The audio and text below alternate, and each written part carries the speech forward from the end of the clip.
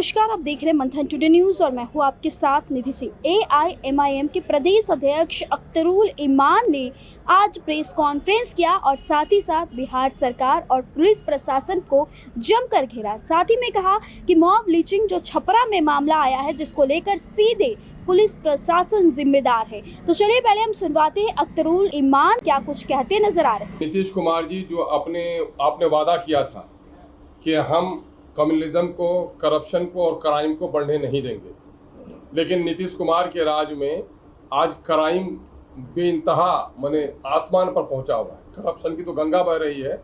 अभी हालिया घटना है, इस किस्म की घटनाएं बीजेपी शासित राज्यों में अक़लियतों को डराने और धमकाने के लिए मुसलमानों को और मुसलमानों की गर्दन कटवा कर कहीं न कहीं से कम्युनल वोट को एकजुट करने के लिए बीजेपी के राज्य में होती है। लेकिन अभी की घटना है 3 दिन पहले की, जो अभी जाकिर कुरैशी की निर्मम हत्या कर दी गई है वो छपरा में, और वो हत्या कर दी गई है 8-10 की भीड़ ने, और जो जटीला नौजवान है और ये समझकर कि मुसलमान है बदन उठा के फिरता है, इसी बात पर उसकी निर्मम हत्या कर दी गई, मॉब लिंचिंग कर दी गई।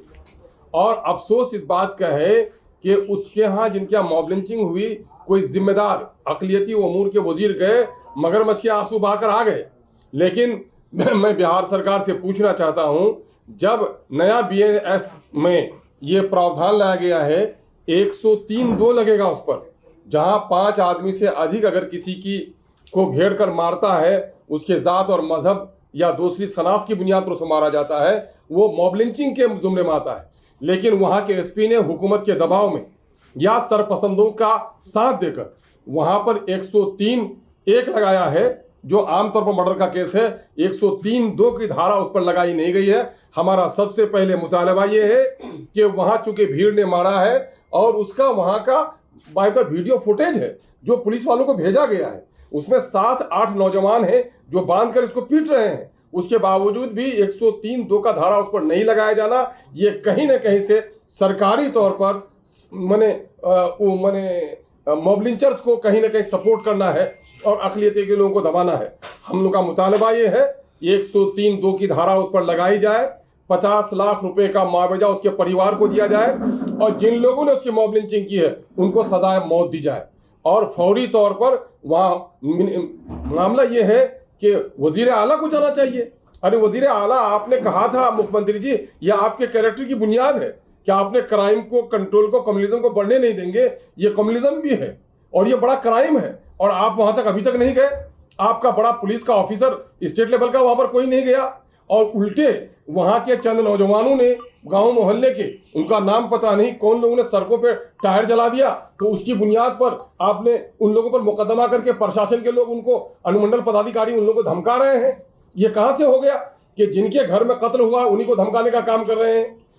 ये मामला ये है। दूसरा मामला ये है कि अपोजिशन का लीडर, जिनका वो गृह जिला है गोया, भले ही लालू जी गोपालगंज के हों, लेकिन लालू प्रसाद यादव जी का पूरा राजनीतिक सफर को जो तवानाई मिली है वो छपरा से मिली है। वहां आपकी बेटी इलेक्शन लड़ी है, वहां अब तक अपोजिशन लीडर के लोग नहीं गए। क्यों नहीं गए? जाना चाहिए उनको। हम लोग ये मुतालबा कर रहे हैं कि अपोजिशन के लीडर अपनी जिम्मेदारी को अदा करें, और मैं डीजीपी से मुतालबा करता हूं, मुख्यमंत्री जी से मुतालबा करता हूं, चूंकि होम को आप देख रहे हैं, ये 103(2) का दफा लगाकर उन तमाम सरपसंदों को आप जेल भिजवाएं और उन पर कत्ल का मुकदमा चले और ऐसे लोगों को फांसी की सजा दी जाए। तो आपने इस रिपोर्ट में अख्तरुल ईमान की बातों को सुना, साथ ही साथ बिहार सरकार से लेकर उनके प्रशासन तक को भी घेरते हुए नजर आए। फिलहाल इस खबर में इतना ही। आप अपनी राय कमेंट बॉक्स में जरूर दीजिए। बहुत बहुत शुक्रिया।